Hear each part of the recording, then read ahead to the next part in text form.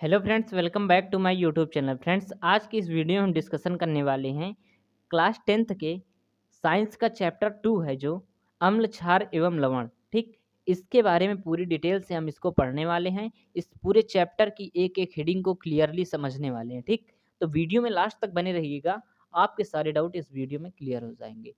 आपको कोई भी डेफिनेशन समझ में नहीं आती है तो आप कमेंट कर सकते हैं, हम उसको समझाने का प्रयास करेंगे। ठीक, लेकिन आप वीडियो को अगर कंप्लीट वॉच करते हैं तो 100% आपको समझ में आ ही जाएगा। ठीक, तो चलिए देरी ना करते हुए वीडियो करते हैं स्टार्ट। ठीक, सबसे पहले हम देखेंगे क्या, सबसे पहले हम समझेंगे अम्ल के बारे में, फिर क्षार के बारे में, फिर लवण के बारे में। ठीक, क्रम से इन तीनों के बारे में पहले समझते हैं, फिर उसके आगे जो होगा वो देखा जाएगा। ठीक, तो चलिए हम सबसे पहले देखते हैं अम्ल, एसिड क्या होते हैं। ठीक,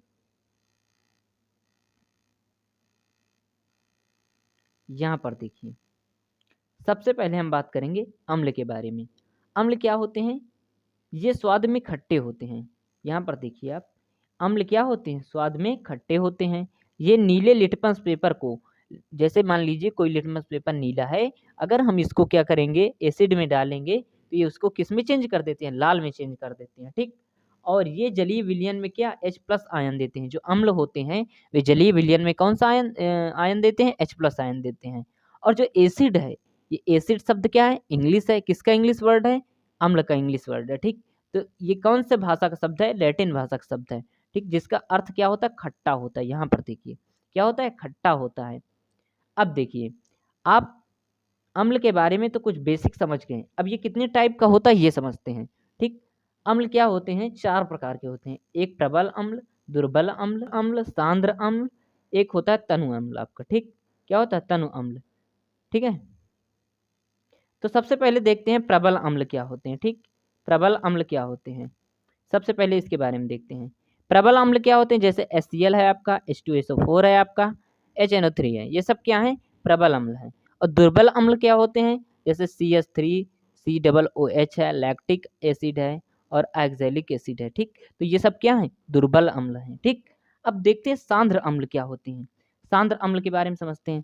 सांद्र अम्ल वे अम्ल होते हैं जिनमें जो एसिड होता है उसकी मात्रा क्या होती है? कम होती है, और जल की मात्रा किसमें? अधिक होती है। अगर जल की मात्रा किसी भी विलयन में अधिक है और एसिड की मात्रा कम है तो वो विलयन क्या होगा? सांद्र अम्ल होगा। ठीक, और जिसमें अम्ल की मात्रा क्या होती है? कम होती है, और जल की मात्रा क्या होती है? अधिक होती है, तो वो क्या कहलाता है?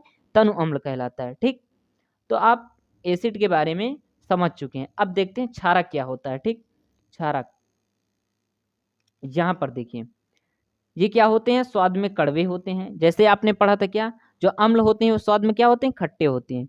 सेम उसी प्रकार ये क्या होते हैं? कड़वे होते हैं। और ये लाल लिटमस पेपर को नीले में बदल देते हैं। किसमें? अगर कोई लिटमस पेपर क्या है? रेड कलर का है, तो ये किस में चेंज करेंगे? उसको नीले में चेंज कर देते हैं। और ये जलीय विलयन में OH- आयन देते हैं। ठीक, OH- आयन देते हैं। समझे? अब इसके बाद देखते हैं इसका क्लासिफिकेशन क्या है, ये कितने टाइप के होते हैं। ठीक, तो सबसे पहले देखते हैं प्रबल क्षारक, फिर दुर्बल क्षारक।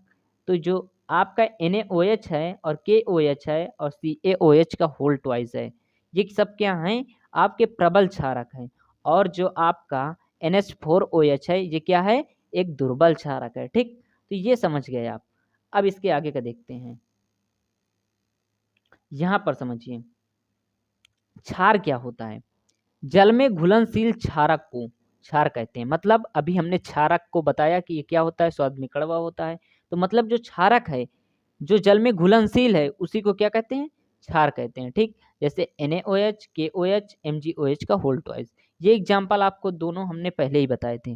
ठीक, उसके बाद अब देखते हैं क्या होता है, साल्ट क्या होता है। ठीक, लवण, जिसको बोलते हैं हिंदी में लवण। ठीक, लवण क्या होता है? लवण अम्ल व क्षारक की परस्पर क्रिया से प्राप्त होता है। यहाँ पर एक डेफिनेशन आपकी और भी बनती है जो पूछा जाता है, उदासीनीकरण अपक्रिया। अम्ल एवं क्षार की, अम्ल एवं क्षार की परस्पर क्रिया से क्या बनते हैं? लवण तथा जल बनता है। ठीक, यह रिएक्शन क्या कहलाती है? उदासीनीकरण रिएक्शन कहलाती है। ओके, अब इसके बाद यहाँ पर देखिए एग्जाम्पल में क्या है? NaCl है, KCl है, ये सब क्या है? साल्ट हैं। ठीक, जैसे ये नमक है आपका, NaCl क्या है? नमक है। KCl potassium chloride. ठीक, अब इसके बाद देखते हैं, आपने पढ़ लिया क्या, अम्ल पढ़ लिया, और आपने क्षारक पढ़ लिया, क्षार पढ़ लिया, लवण पढ़ लिया। अब इसके बाद हम बात करेंगे इंडिकेटर्स के बारे में, सूचक क्या होते हैं। ठीक, सूचक क्या होते हैं? सूचक किसी भी दिए गए विलयन में अम्ल या क्षारक की उपस्थिति दर्शाते हैं। मतलब जो सूचक होते हैं वे किसी भी लिक्विड में या किसी भी विलयन में क्या बताते हैं कि इसमें कितना अम्ल है और कितना क्षार है। ठीक, ये उसकी उपस्थिति को दर्शाते हैं। ठीक, और इनका रंग या गंध अम्लीय या क्षारीय माध्यम में बदल जाता है। अब यहाँ पर हम समझने वाले हैं टाइप्स ऑफ इंडिकेटर्स, सूचक कितने प्रकार के होते हैं। ठीक, तो सबसे पहला जो टाइप होता है प्राकृतिक सूचक, ठीक, नेचुरल इंडिकेटर्स, और ये होते हैं कृत्रिम सूचक और गंधीय सूचक। ये कितने प्रकार के होते हैं? 3 प्रकार के होते हैं। ठीक, और उसमें से अब ये देखिए प्राकृतिक सूचक पाए कहाँ जाते हैं। ठीक, ये पौधों में पाए जाते हैं। ठीक, जो नेचुरल होते हैं ये क्या हमें नेचर से ही प्राप्त होंगे, जैसे क्या लिटमस है, लाल पत्ता गोभी है, हाइड्रेजिया पौधे के फूल हैं। ठीक, इस प्रकार से। और यहाँ पर देखिए, और ये हल्दी है। ठीक, ये सब क्या हैं? ये सभी किसके अंतर्गत आते हैं? प्राकृतिक सूचक के अंतर्गत आते हैं। और देखिए कृत्रिम सूचक क्या क्या हो सकते हैं? ये रासायनिक पदार्थ होते हैं क्या, ये रासायनिक विधि द्वारा बनाए जाते हैं। ठीक, कृत्रिम तरीकों द्वारा बनाए जाते हैं, जैसे क्या मिथिल ऑरेंज है और फिनाप्थलीन है। ठीक, ये दोनों। उसके बाद अब बात करते हैं गंधीय सूचक के बारे में। ये क्या होते हैं? इन पदार्थों की गंध अम्लीय या क्षारक माध्यम में क्या होती है? बदल जाती है। जो गंधीय सूचक होते हैं इन पदार्थों की जो गंध होती है अम्लीय में बदल जाती है और क्षार में भी बदल जाती है। जैसे इनकी गंध अम्ल में कुछ और होगी और क्षारक में कुछ और होती है। ठीक, तो ये चेंज होती रहती है कंटिन्यू। जैसे प्याज है, लौंग है, तेल है। ठीक, तो इस प्रकार से आपने समझ लिया सूचक के प्रकार कितने होते हैं। अब यहाँ पर देखिए एक टेबल बनी हुई है, इसके माध्यम से समझते हैं। ठीक, यहाँ पर देखिए, यहाँ पर बताए गए हैं ये क्या है, प्राकृतिक सूचक है इतने आपके, और ये क्या है कृत्रिम है, और यहाँ पर गंधीय सूचक के बारे में बताया गया है। ठीक, तो यहाँ पर ये सारणी आप समझिए। सबसे पहले यहाँ पर देखिए जो लिटमस होता है, अब इसका रंग परिवर्तन बता रहे हैं आपको, रंग इनका अम्ल में क्या होगा और इनका रंग क्षार में क्या होगा। ठीक, तो ये कैसे अपने रंग को चेंज करते हैं किस पर, ये समझने वाले हैं।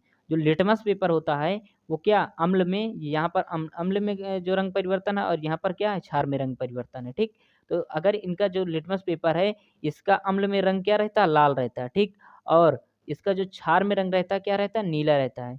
जो लाल पत्ता गोभी का रस होता है उसको अगर हम अम्ल में डालेंगे तो लाल रहेगा। ठीक, और अगर इसको हम क्षार में डालेंगे तो क्या हो जाएगा? हरा हो जाएगा। और यहाँ पर बात करेंगे हल्दी जो है, ये जो हल्दी है अगर इसको हम एसिड में डालेंगे तो इसमें कोई भी चेंजेस नहीं होगा, जिस कलर का रहेगा सेम वैसा ही रहेगा। ठीक, अगर इसको हम डालते हैं किसमें? क्षार में डालते हैं तो क्या हो जाएगा? लाल हो जाएगा। ठीक, क्या हो जाएगा? लाल हो जाएगा। अब इसके बाद देखते हैं चौथे नंबर पर आता है हाइड्रेजिया के जो फूल का रस है वो अगर एसिड में डालेंगे तो नीला रहेगा, और इसको अगर हम किसमें? बेस में डालते हैं तो क्या हो जाएगा? गुलाबी हो जाएगा। ठीक, तो ये समझिए आप। उसके बाद देखते हैं कृत्रिम सूचक क्या होते हैं। कृत्रिम सूचक जैसे फिनाप्थलीन, फिनाप्थलीन को अगर हम डालेंगे किसमें? एसिड में डालेंगे तो ये रंगहीन रहेगी, अगर इसको हम डाल देंगे किसमें? बेस पर, तो ये हो जाएगी गुलाबी। और यहाँ पर देखिए बात करते हैं मिथिल ऑरेंज, तो इसका जो रंग होता है किसमें? अम्ल पर लाल होता है, और इसका जो रंग होता है किस पर? क्षार पर, वो क्या होता है? पीला होता है। क्षार पर मिथिल ऑरेंज का रंग क्या होता है? पीला होता है। ठीक, तो उसके बाद देखते हैं, आपने समझ लिया कृत्रिम सूचक के बारे में। अब देखते हैं गंधीय सूचक क्या का गंधीय सूचक का रंग परिवर्तन कैसे होता है। ठीक, ये समझते हैं। यहाँ पर देखिए जैसे गंधीय सूचक में क्या है? प्याज का रस है। प्याज का रस क्या होता है? अगर हम इसको अम्ल में डालेंगे तो तीव्र गंध देगा, बहुत तेज गंध देगा। ठीक, और क्षार में इसमें जो रंग होगा इसका कोई परिवर्तन मतलब गंध ही नहीं देगा। ठीक, इसकी गंध में कोई चेंजेस नहीं आएंगे। और वेनिला जो होता है ये क्या होता है? समान गंध रहती है, जैसे इसकी गंध ऐसे है नेचुरल गंध रहती है जैसे पहले रहती है उसी प्रकार से इसकी गंध रहती है। ठीक, इसमें गंध में कोई चेंज नहीं होता है। और यहाँ पर जैसे हम इसको बेस में डालेंगे इसकी सारी गंध खत्म हो जाएगी। ठीक, तो यहाँ पर जैसे ही इसको हम डालेंगे किसमें? बेस पर या क्षार पर डालेंगे तो इसकी गंध क्या हो जाएगी? खत्म हो जाएगी, कोई गंध नहीं होगी। ठीक, जैसे लौंग का तेल है, लौंग का तेल है तो इसमें क्या समान गंध रहती है, और अगर जैसे ही एसिड में समान गंध रहती है और जैसे इसको हम बेस में डालेंगे इसमें कोई भी गंध नहीं रहती है। ठीक, तो ये समझ गए आप। अब इसके आगे का देखते हैं। ठीक, इसके आगे का पार्ट समझते हैं। ठीक है, अब समझते हैं अम्ल एवं क्षार के जो केमिकल प्रॉपर्टी है वो क्या है। Chemical properties of acid and base. ठीक, तो सबसे पहले समझते हैं धातु की अभिक्रिया। जो मेटल होती है, मेटल की रिएक्शन सबसे पहले देखते हैं किसके साथ, अम्ल के साथ, और फिर देखेंगे किसके साथ, क्षारक के साथ। ठीक है, तो सबसे पहले देखिए जब कोई धातु किससे, अम्ल से क्रिया करेगी, जैसे मान लीजिए एसिड है और ये क्या है, एक मेटल है। ठीक, तो बनेगा क्या, यहाँ पर बनेगा लवण और हाइड्रोजन गैस निकलेगी। ठीक, अब यहाँ पर ये कॉन्सेप्ट आप याद ही रखना। ठीक, ये याद रखना कि जैसे ही कोई भी मेटल किसी एसिड से रिएक्शन करेगी तो वहां पर लवण और हाइड्रोजन गैस निकलनी ही है। ठीक, तो यहाँ पर देखिए जैसे हमने लिया क्या, 2HCl लिया, जिंक धातु से हमने क्या कराई, जिंक क्या है, धातु है एक प्रकार की, अगर इससे हम रिएक्शन कराएंगे तो ये क्या होगा, जिंक जो Zn है ये Cl के साथ जुड़ जाएगा तो बन जाएगा क्या, ZnCl2, और यहाँ पर बचेगा H गैस निकल जाएगी, हाइड्रोजन गैस निकल जाएगी। ठीक, तो ये समझ गए आप। और उसके बाद देखते हैं अब अगर क्षारक के साथ क्रिया कराएंगे, इसकी क्रिया किससे, क्षारक के साथ करेंगे, तो आप ये कॉन्सेप्ट भी जरूर याद रखना, किसी भी मेटल की क्रिया अगर हम क्षारक के साथ कराते हैं तो भी क्या बनेगा, लवण बनेगा और हाइड्रोजन गैस निकलेगी। मतलब जो इनका उत्पाद बनेगा वो दोनों में क्या रहेगा, सेम रहेगा। ठीक, जैसे आप देखिए यहाँ पर NaOH टू NaOH की हमने क्रिया कराई, ये क्या है, एक प्रकार का क्षार है, और जिंक धातु से करवा दिया तो यहाँ पर बनेगा क्या, Na2ZnO2। ठीक, Na2ZnO2 बनेगा। ठीक, और यहाँ पर सोडियम जिंकेट इसको बोलते हैं, और यहाँ पर क्या बनेगा, H2 गैस निकल गई। तो दोनों में क्या है, H2 गैस निकल रही कि नहीं, अम्ल से क्रिया कराएंगे तब भी अगर हम किसी मेटल की क्रिया एसिड से कराते हैं तब भी क्या निकलेगा, हाइड्रोजन गैस निकलेगी, और अगर हम किसी मेटल की क्रिया किसी बेस से कराते हैं, क्षारक से कराते हैं, तब भी हाइड्रोजन गैस निकलेगी। ठीक, और ये फार्मूला आप याद रखिएगा, सोडियम जिंकेट बहुत इंपॉर्टेंट फार्मूला है। ठीक है, अब उसके बाद देखते हैं इसके आगे का। यहाँ समझते हैं धातु कार्बोनेट तथा धातु बाइकार्बोनेट की अभिक्रिया। ठीक, क्या है, धातु कार्बोनेट तथा धातु बाइकार्बोनेट की किससे क्रिया, अम्ल से और क्षार से क्रिया। ठीक, जब अगर किसी धातु कार्बोनेट की क्रिया हम किससे कराएंगे, अम्ल से कराएंगे, तो यहाँ पर बनेगा क्या, लवण बनेगा, CO2 गैस निकलेगी और जल बनेगा। ठीक, और यहाँ पर अगर हम किसी क्षार से कराएंगे तो कोई रिएक्शन नहीं होगी।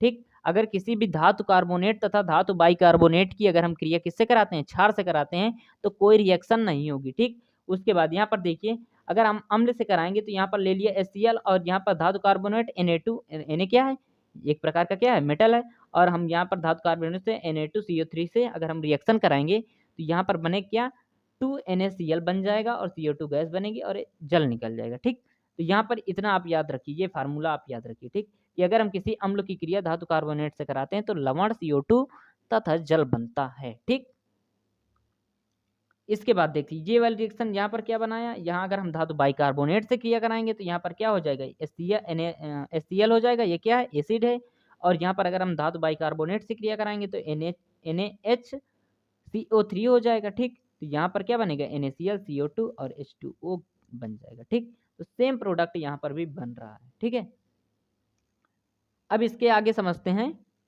देखिए यहाँ पर समझेंगे बहुत ही इंपॉर्टेंट रिएक्शन, उदासीनीकरण अभिक्रिया, जो हमने आपको पहले भी इस वीडियो में बताया है। ठीक, जब अम्ल एवं क्षारक की क्या कराई जाती है, प्रेक्षित प्रभाव तथा क्षारक द्वारा अम्ल का प्रभाव समाप्त हो जाता है, परिणाम स्वरूप लवण तथा जल बनते हैं, उदासीनीकरण अभिक्रिया होती है। ठीक, तो यहाँ पर आप ये सब मत समझिए, आपको मैंने सिंपल लैंग्वेज में बता दिया है कि अम्ल तथा क्षार की परस्पर क्रिया द्वारा लवण तथा जल बनते हैं। ठीक, यहाँ पर देखिए क्या है, अम्ल तथा क्षार की परस्पर क्रिया, तो ये क्या है आपका क्षार है, ये क्या है, अम्ल है। ठीक, इनकी क्रिया से क्या बनता है, लवण बनता है तथा क्या बनता है, जल बनता है। ठीक, तो अम्ल और क्षार की परस्पर क्रिया से लवण तथा जल बनते हैं, यह अपक्रिया क्या कहलाती है, उदासीनीकरण अपक्रिया कहलाती है। ठीक, तो ये समझ में आपको आ गया होगा। ठीक है, अब इसके आगे समझते हैं। अब इस वीडियो में हम समझेंगे पीएच स्केल क्या होती है। ठीक, पीएच पैमाना किसे कहते हैं, समझिए किसी विलयन में उपस्थित hydrogen plus ion H+ ion की सांद्रता ज्ञात करने के लिए एक स्केल को विकसित किया गया है। ठीक, जिसे क्या कहते हैं, पीएच स्केल कहते हैं। मतलब किसी विलयन में उपस्थित H, किसी विलयन में उपस्थित जो H प्लस आयन है, ठीक, H प्लस आयन है, इसकी क्या सांद्रता को डिफाइन करने के लिए एक स्केल को क्या किया गया, विकसित किया गया, ठीक, जिसे हम क्या कहते हैं, पीएच स्केल कहते हैं, ठीक है। देखिए यहाँ पर क्या है, अगर आप किसी भी विलयन का पीएच जो है वो इक्वल किसके साथ की इक्वल होता है तो विलयन क्या होगा, उदासीन होगा। अगर पीएच क्या होगा, लेस देन 7 होगा तो विलयन क्या होगा, अम्लीय होगा। अगर जो पीएच की वैल्यू ग्रेटर देन 7 होगी, मतलब 7 से ज़्यादा होगी, तो जो विलयन है वो क्या होगा, क्षारीय होगा, ठीक है। चलिए आगे देखते हैं।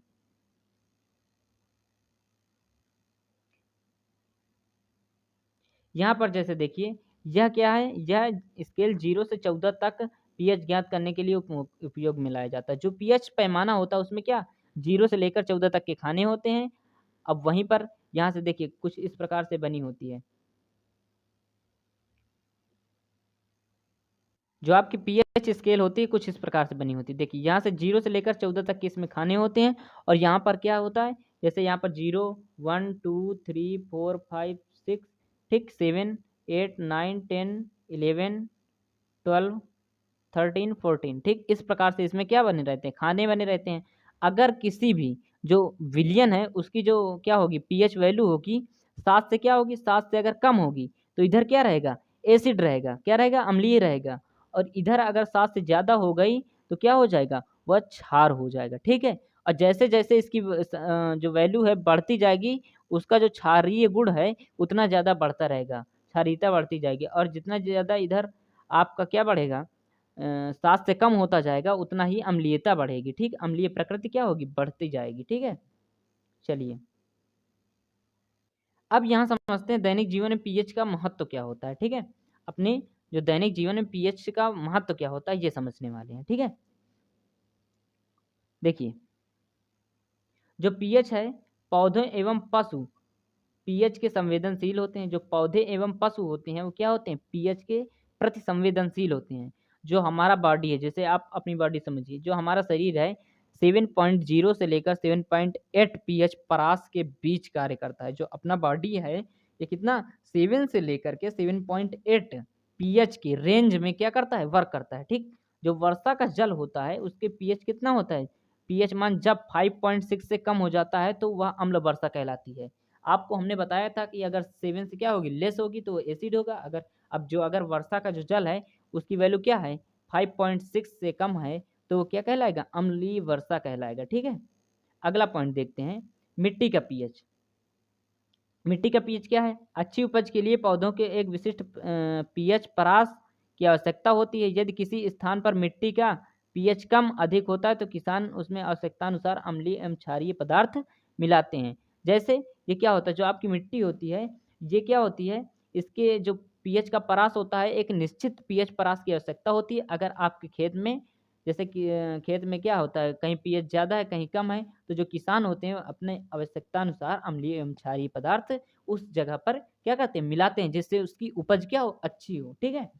अब देखते हैं हमारे जो पाचन तंत्र है उसका पीएच क्या है, ठीक। हमारा उदर जो हमारा स्टमक होता है हाइड्रोक्लोरिक एसिड क्या करता है, उत्पन्न करता है, जो भोजन को पाचन में सहायता करता है। जो एचसीएल होता है वो क्या करता है, हमारे भोजन को पचाने में सहायता करता है। अपच की स्थिति में उदर अत्यधिक मात्रा में अम्ल उत्पन्न करता है, ठीक। अगर अपच की कंडीशन बनती है तो जो आपका स्टमक है उसमें क्या होता है, अधिक मात्रा में अम्ल उत्पन्न करता है, जिसके कारण उदर में दर्द एवं जलन का अनुभव होता है। जो आपका स्टमक है उसमें क्या होता है, दर्द या पेन या जलन का अनुभव होता है, ठीक। इस दर्द से मुक्त होने के लिए, जो आपका पेन है इससे मुक्त होने के लिए एंटासिड एंटासिड जैसे क्षारकों का प्रयोग किया जाता है, जो जो अम्ल की अधिक मात्रा को उदासीन कर देता है। जो मतलब आपका एसिड बन रहा है स्टमक में, अगर वो क्या करता है, जैसे जलन दर्द हुआ तो ये क्या करता है, एंटासिड ये क्या करता है, अम्लीय जो मात्रा है अम्ल की मात्रा को क्या करता है, उदासीन कर देता है, मतलब कम कर देता है, ठीक है। चलिए अब इसके आगे का देखते हैं।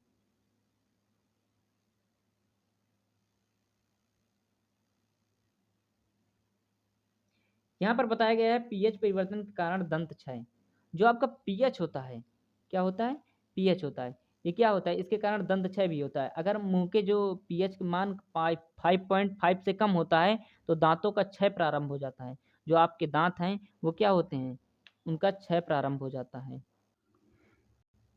जो दांत होते हैं, जो दांतों का इनेमल होता है वो कैल्शियम फास्फेट का बना होता है। किसका बना होता है, कैल्शियम फास्फेट का बना होता है, जो कि शरीर में सबसे कठोर पदार्थ होता है और यह जल में नहीं घुलता है। ठीक, जो कैल्शियम फास्फेट होता है ये क्या होता है, जल में नहीं घुलता है। लेकिन मुंह की पीएच का मान अगर क्या होगा 5.5 से कम होगा तो ये संचरित होने लगता है। ठीक, क्या होता है, संचरित होने लगता है, मतलब नष्ट होने लगता है। ठीक, जिससे आपके जो दांत हैं उनका क्या होता है, धीरे धीरे क्षरण होता है। ठीक है, अगला पॉइंट देखते हैं।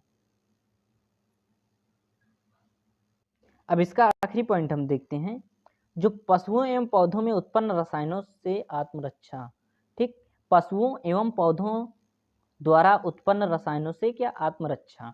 जो मधुमक्खी का डंक होता है ये क्या होता है, एक प्रकार का क्या छोड़ता है, अम्ल छोड़ता है,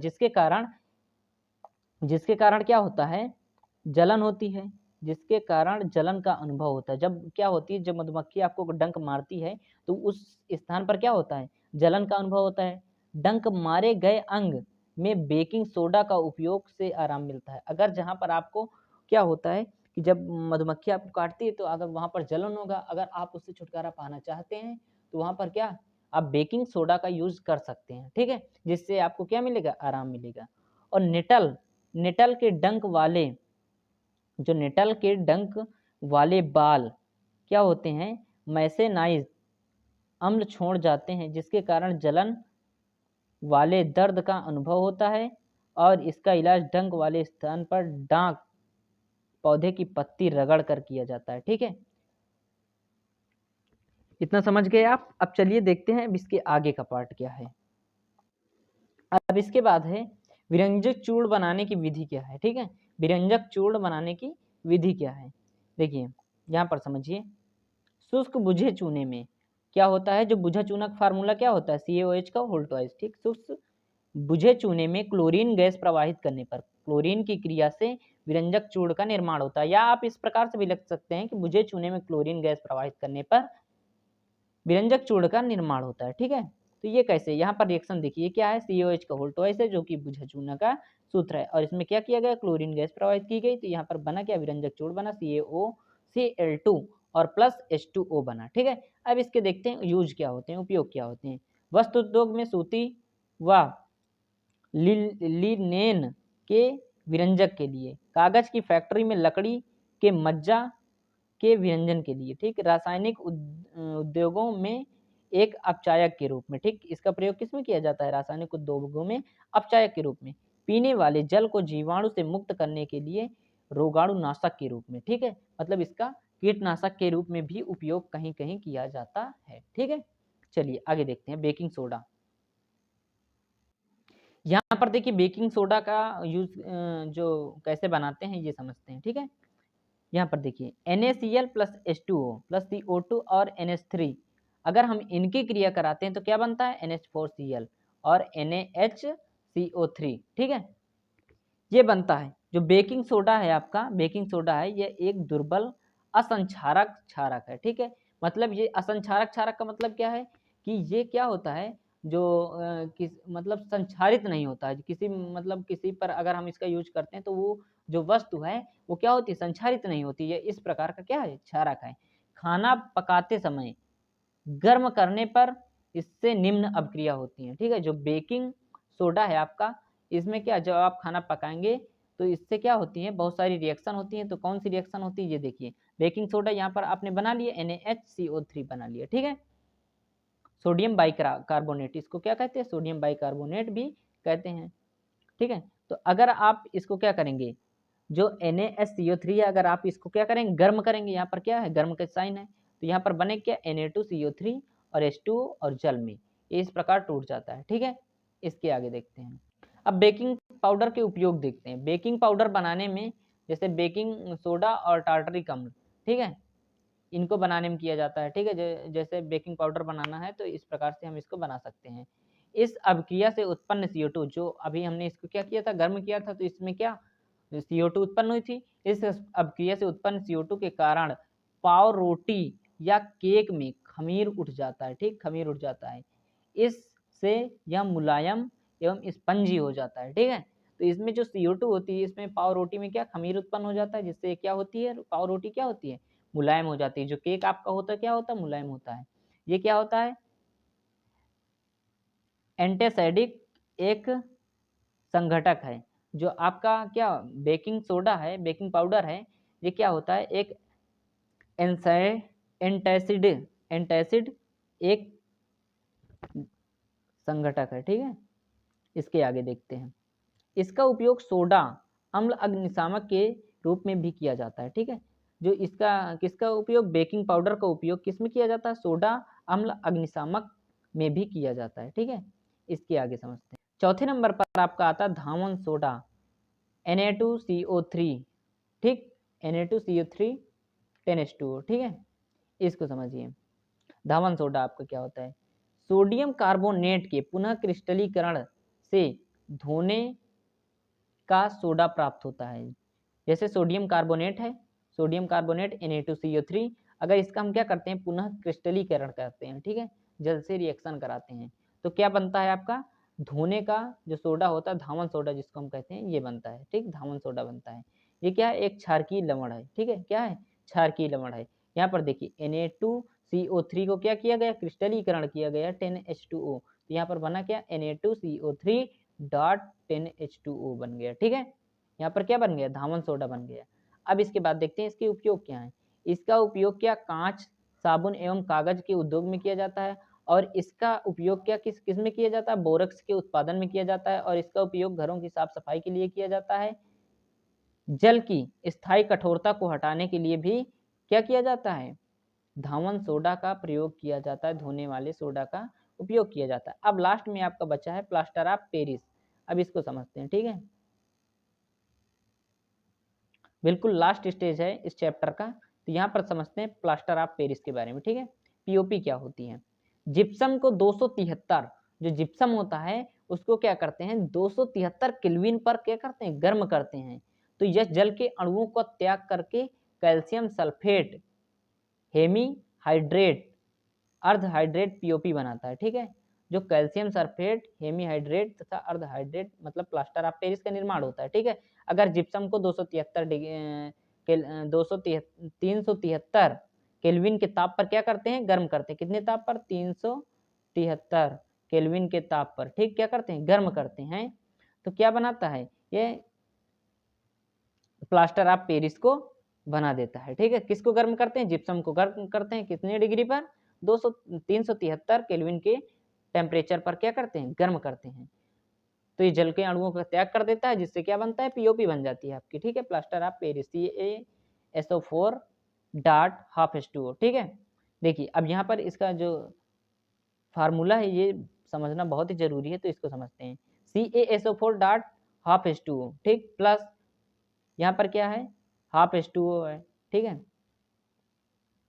यहाँ पर बनेगा क्या, CaSO4 डॉट 2H2O, जिप्सम, ठीक है।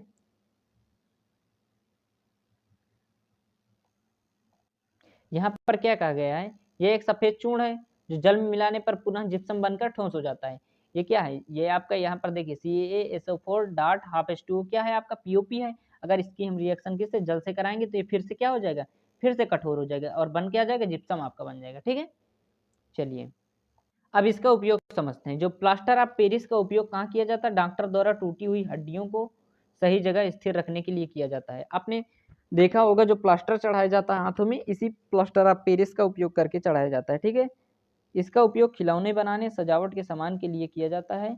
और जो लास्ट इसका यूज है वो क्या है, ये समझिए।